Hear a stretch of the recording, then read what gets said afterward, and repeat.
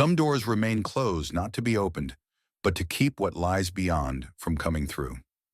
The villagers of Blackmere spoke in hushed whispers about the ancient abbey that loomed over the moors. Once a place of devotion, it was now a ruin swallowed by ivy and time. Legends told of a silver bell, hidden deep within the abbey's crypts, said to grant divine protection to whoever rang it. But the bell had not tolled in centuries. No one who had ventured to find it had ever returned. One stormy evening, a wandering scholar named Thomas arrived in Blackmere, drawn by tales of the bell. A seeker of forgotten lore, he was convinced that the bell's disappearance was no mere legend. The villagers warned him, some knowledge is not meant to be reclaimed. But Thomas, fueled by curiosity and an unshakable belief in reason, refused to be swayed by superstition.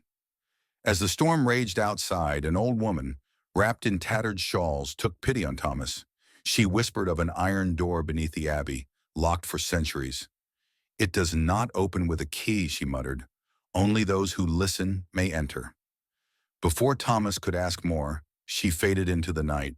Determined to uncover the truth, Thomas set out for the abbey at dawn. The skeletal remains of its arches reached toward the sky, and beneath them, he found the door the woman had spoken of, an iron slab with no handle, no keyhole. Carved into its surface were faded Latin inscriptions, their meanings lost to time. Frustration gnawed at him as he tried every logical method to open it.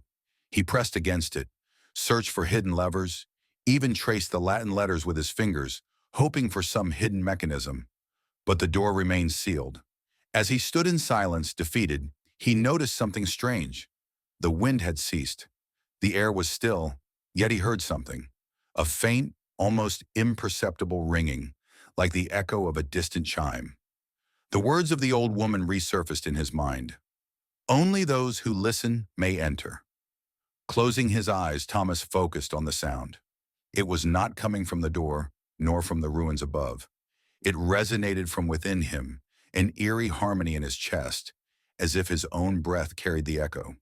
He inhaled deeply, and with a steady voice, he whispered, I am listening. A deep groan reverberated through the stone as the iron door split open. Beyond it lay a spiraling descent into darkness. Torch in hand, he stepped forward.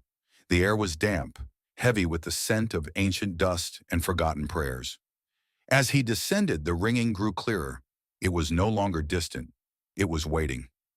At the crypt's center, he found it, an altar of polished obsidian, and atop it, the legendary silver bell. Its surface was flawless, untouched by time. He reached out and traced a finger along its edge. The metal was cold, impossibly so. His mind screamed caution, yet his heart demanded to know. With a deep breath, he grasped the rope and rang the bell. The sound was deafening yet silent. A vibration coursed through the walls, the floor, his very bones. The shadows around him twisted, lengthened.